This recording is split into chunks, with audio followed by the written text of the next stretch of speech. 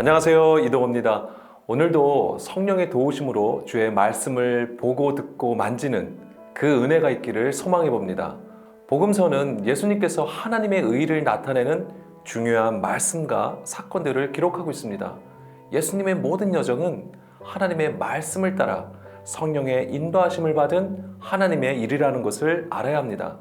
십자가를 지심도, 부활하신 것도, 그리고 승천하신 것까지 모두가 온전한 섬김으로 하나님의 의를 나타내신 겁니다. 공간복음서에서는 예수님이 예루살렘으로 들어가시기 직전에 중요한 사건 하나를 소개하고 있습니다. 바로 예수님이 맹인의 눈을 뜨게 하신 것인데요. 특히 마가복음서에서는 맹인의 이름까지 적으면서 자세히 기록하고 있습니다. 오늘 이야기는 맹인 바디메오를 통해서 보여주신 예수님의 사역과 그것이 가지는 의미에 대해서 알아보겠습니다. 먼저 마가복음 10장 46절을 보면 바디메오에 대해서 자세히 설명해 주고 있는데요. 디메오의 아들이라고 했습니다. 이것은 부정한 아들이라는 뜻이 됩니다. 바디메오의 이야기는 그가 예수 그리스도를 찾고 구하는 믿음으로 고침을 받은 것을 우리에게 보여주고 있지만, 우리가 정말 깨달아야 할 것은 바디메오를 통해서 보여주시는 부정함이 무엇인지, 그리고 그것으로부터 회복되는 것이 무엇인지를 알아야 한다는 겁니다.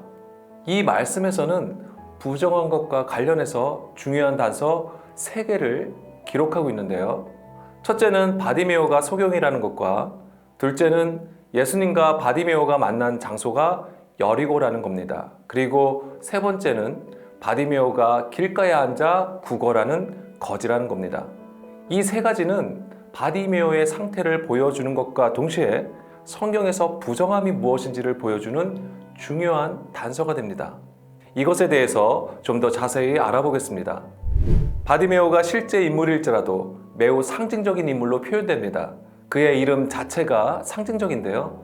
마가복음에서는 디메오의 아들 맹인 거지 바디메오라고 소개하고 있습니다. 개인적인 친분이 있는 것도 아닐 텐데 굉장히 디테일하게 적어 놓은 것이죠. 이것은 그 이름을 드러낸 어떤 의도가 있다는 겁니다. 바디메오는 성경에 적힌 그대로 보면 디메오의 아들이 되는데요. 2번 반복해서 그 이름을 적고 있는 겁니다. 이것은 바디메오를 통해서 무언가를 강조하고 싶은 마가의 의도가 있다는 것을 알 수 있습니다. 당연히 이것의 모든 연출은 하나님이시고요. 디메오는 타메라는 단어에서 온 건데요. 이게 더러운, 부정한이란 뜻입니다. 그러니까 디메오의 아들은 그 뜻이 부정하고 더러운 아들이라는 겁니다. 어떤 부모가 자기 자식의 이름을 이렇게 짓겠습니까? 물론 우리 주변에서도 특이하거나 조금 이상한 이름들을 종종 보기는 합니다만, 거기에는 나름대로 어떤 사연들이 있기도 합니다. 그러니까 하나님께서 우리에게 무언가를 말씀하신다는 느낌을 우리는 캐치할 수 있을 겁니다. 먼저 맹인과 관련해서 이해하려면 앞에 기록된 내용들을 살펴봐야 하는데요. 마가복음 10장 32절에서 34절을 보면 예수님은 예루살렘으로 올라가는 길에 제자들에게 인자의 죽음과 부활을 말씀하시게 됩니다. 마가복음에서만 이 인자의 죽음과 부활을 3번씩이나 언급하고 있고, 지금 이 말씀하신 것이 3번째가 됩니다. 그러나 제자들의 귀에는 그 말씀이 전혀 들리지 않았던 것 같습니다. 그 중에 세베대의 아들 야고보와 요한은 복음의 말씀에는 관심이 없고 예수님께 오히려 주의 영광 중에 자리 하나씩 내어달라고 간청을 합니다. 예수님은 그들에게 너희가 구하는 것을 알지 못한다 라고 하셨는데요. 예수님과 제자들 모두 예루살렘으로 들어가지만 서로 다른 길을 보여주고 있습니다. 예수님은 십자가를 지시기 위한 고난의 길을 보여주시는 것이고요. 야고보와 요한을 포함한 예수님의 제자들은 메시아를 물리적인 왕으로 추대하여 자기의 유익을 구하는 사람의 길을 보여주었던 겁니다. 그런 제자들에게 예수님은 섬기는 자가 되라고, 모든 사람의 종이 되라고 말씀하셨습니다. 그리고 예수님 자신이 많은 사람의 대속물이 되심으로써 진정한 섬김이 무엇인지를 가르쳐 주셨던 겁니다.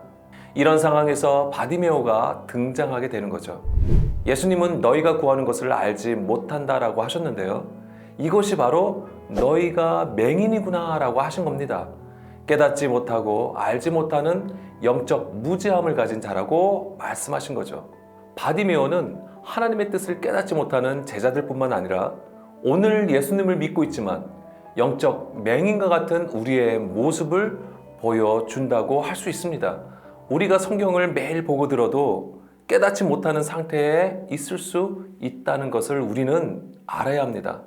만약에 그렇다라고 한다면 이것은 우리의 필요를 따라 하나님을 구한다는 증거가 될 것입니다. 바디메오가 부정한 아들이라고 했잖아요. 그 한 사람만의 부정함을 말하는 게 아니라 우리 모두에게 이런 부정함이 있다는 것을 알아야 합니다. 맹인과 관련해서 이사야 44장 18절도 보겠습니다. 이 말씀은 이스라엘이 하나님을 섬긴다고는 하지만 그들의 우상 숭배를 책망하신 말씀이 됩니다. 여기서 우리가 주목해야 할 것은 그들의 눈이 가려졌기 때문에 나를 알지 못하고 깨닫지 못한다고 하는 부분입니다. 눈이 가려진 것은 곧 깨닫지 못하는 상태를 말하는 것이고요. 이것은 그들의 마음이 어두워진 것으로 설명되고 있습니다. 이것이 흑암이고 어둠인 것이죠. 성경은 우상을 숭배하는 것과 관련해서 첫째는 하나님 외에 다른 신을 섬기는 것으로 말합니다. 성경에는 이방 신들이 많이 나오기도 하는데요. 가나안 족속이 섬기는 바알, 아세라가 있고요. 블레셋의 신 다곤이 있습니다. 그 외에 몰렉, 림몬이 있고요. 출애굽 당시 만들었던 금송아지도 우상 숭배를 보여주는 겁니다. 심지어 사도행전 17장에는 그 이름이 알지 못하는 신도 있습니다. 두 번째로 이해할 수 있는 것은 우리가 하나님의 성전이라고 한다면 우리 안에 하나님의 영이 아닌 다른 영, 다른 복음을 두어서 외식함으로 하나님을 섬기는 것도 우상 숭배라고 할 수 있을 겁니다. 마태복음 15장에서 예수님은 바리새인과 서기관들의 외식함을 책망하시는데요. 이 외식함이 우상을 숭배하는 예배가 된다는 것을 알아야 합니다. 헛된 경배, 이것이 바로 우상 숭배를 가리키는 거죠. 우리 안에 성령이 아닌 다른 영이 있으면, 다시 말해서 사람의 계명이 있게 되면 하나님의 뜻을 모르게 되고 결국 내 마음대로 할 수밖에 없는 거죠. 이런 상태가 맹인이 되었다라고 하는 겁니다. 우리 안에 빛이 없는 것이죠. 이것을 누가복음 11장 34절로 인용해서 보면 예수님은 내 몸의 등불이 눈이라고 하셨는데요. 눈이 성하면 몸이 밝을 것이라고 하셨습니다. 이것은 성령의 기름 부음을 받아 진리로 깨달은 것을 보여주는 것이고요. 그리고 눈이 나쁘면 몸이 어둡게 된다고 하셨습니다. 이것은 진리로 깨닫지 못하는 상태가 되는 건데요. 우리 안에 진리의 영이 아닌 사람의 계명이 있는 것을 말해주는 겁니다. 이것이 바로 주의 뜻을 알지 못하는 맹인이 된 것을 보여줍니다. 이런 맹인된 자들은 우상을 숭배하게 되는 거죠.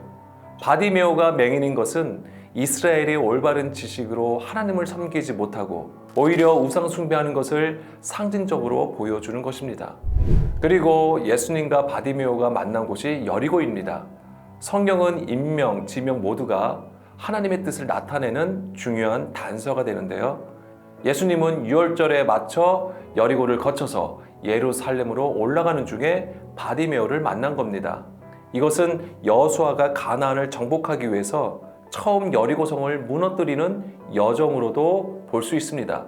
난공불락 여리고성은 사람의 계명으로 세운 견고한 진이라고 할 수 있는데요.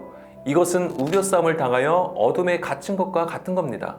그런데 맹인인 바디메오를 다시 보게 하신 것은 이 견고한 진을 무너뜨리셔서 바디메오를 어둠에서 이끌어내신 것을 보여주는 거죠. 예수님은 바디메오의 눈을 뜨게 하심으로써 어둠에 빛을 비추신 겁니다. 우리 안에 견고한 진, 바로 하나님과 원수가 되게 하는 육신의 생각을 깨트리셔서 하나님의 의를 나타내신 겁니다. 그리고 마지막으로는 바디메오는 길가에 앉아 구걸을 하는 모습을 보여주는데요. 길가라고 하는 것은 자기들이 무엇을 구하는지 모르는 상태를 가리킵니다. 다시 말해서 주의 길에서 벗어나 좌우로 치우치는 것을 보여줍니다. 하나님은 가나안 정복에 앞서 여호수아에게 오직 강하고 담대할 것을 말씀하셨습니다. 이 말이 무슨 얘기일까요? 전쟁을 앞둔 여호수아에게 힘을 북돋아 주려고 하신 하나님의 말씀이 아닙니다. 모세가 내게 명령한 그 율법을 다 지켜 좌우로 치우치지 말라고 했는데요. 이것이 주의 길로 행하여 강하고 담대하게 하는 하나님의 강력이 된다는 말입니다. 여기서 율법을 다 지킨다는 말을 오해하시면 안 되는데요. 율법을 다 지키는 것은 하나부터 열까지 그대로 지키라는 것이 아니라 예수님의 말씀으로 그 안에 영과 진리를 깨달아 온전한 대로 나아가라고 하신 뜻이 됩니다. 길가와 관련해서 마태복음 13장을 보겠습니다. 예수님은 씨 뿌리는 비유에서 길가에 씨가 뿌려진 것을 말씀하셨습니다. 예수님은 길가에 씨가 뿌려진 것은 천국 말씀을 듣고 깨닫지 못하는 것이라고 하셨고요. 이것은 악한 자가 와서 그 마음에 뿌려진 것을 빼앗는 것이라고 해석해 주십니다. 그러니까 바디메오가 길가에서 구걸하는 것은 진리의 말씀을 듣고 깨닫지 못하여 바깥 어두운 데에 있는 것을 보여준다고 할 수 있습니다. 이런 문제는 바디메오뿐만 아니라 예수님의 제자들 그리고 이스라엘도 동일한 것이었습니다. 하나님의 말씀을 가지고 있었는데 왜 이렇게 되었을까요?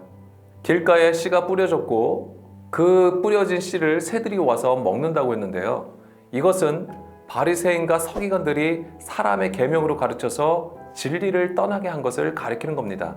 단순히 앞을 보지 못하기 때문에 맹인이 아니라 사람의 계명으로 행하여 하나님의 진의를 깨닫지 못하는 것이 맹인이 된 것입니다. 하나님은 여리고에서 맹인 바디메오를 통해서 이스라엘의 부정함을 드러내시고 예수님으로 하여금 놀라운 회복의 역사를 이루시게 됩니다. 이것은 이사야 42장의 말씀이 성취된 것으로 보여지는데요. 이사야 42장은 메시아로 구원받게 된다는 예언의 말씀입니다. 특히 1절에서 9절까지 여호와의 종의 노래로 구분되어 있는데요. 6절과 7절에서는 하나님의 구원이 어떻게 이루어지는지를 적고 있습니다. 메시아를 이방의 빛으로 세우셔서 하나님의 의를 나타내시는데 그 사역이 눈먼 자들의 눈을 밝히며 갇힌 자를 감옥에서 이끌어내며 흑암에 앉은 자를 감옥에서 나오게 하신다는 겁니다. 예수님은 참 빛으로 세상에 오셨습니다. 참 빛이라고 하는 것은 알레디노스 푸오스, 문자 그대로 참된 빛이라는 뜻입니다. 그런데 알레디노스는 부정의 의미를 가진 알파와 감추다라는 뜻을 가진 란단어가 합쳐진 단어에서 유래된 겁니다. 그러니까 참 빛으로 오신 예수님의 사역은 감추인 것을 드러내시는 것이 됩니다. 감추어진 것은 어둠, 흑암을 가리키는 것인데요. 진리의 말씀을 사람의 계명으로 바꾸어버린 것을 의미합니다. 예수님은 불법의 것을 폭로하시고 진리의 말씀을 드러내신 일을 하신 겁니다. 이것이 천국 복음을 전파하신 것이고요. 하나님의 의를 나타내신 겁니다. 예수님이 바디메오의 눈을 뜨게 하신 것은 단순한 치유 사역이 아니라 우리 안에 예수님이 들어오셔서 하시는 일들을 보여주신 겁니다. 고린도 후서 3장 15절에서 17절 말씀으로 마치려고 합니다. 오늘까지 모세의 글을 읽을 때에 수건이 그 마음을 덮었도다. 그러나 언제든지 주께로 돌아가면 수건이 벗겨지리라.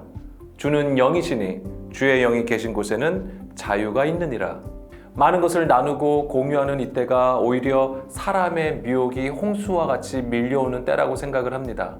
이런 때일수록 우리는 그리스도로 돌아가야 합니다. 성령의 도우심으로 하나님의 마음과 뜻을 깨닫게 될 때 우리는 진정으로 자유를 누릴 수 있을 겁니다. 내 마음대로 무언가를 할 수 있다는 말이 아니라 진리를 쫓아 하나님의 선한 일을 할 수 있다는 말입니다. 이것을 위해서 오늘도 말씀 안에서 인내하기를 소망합니다. 감사합니다.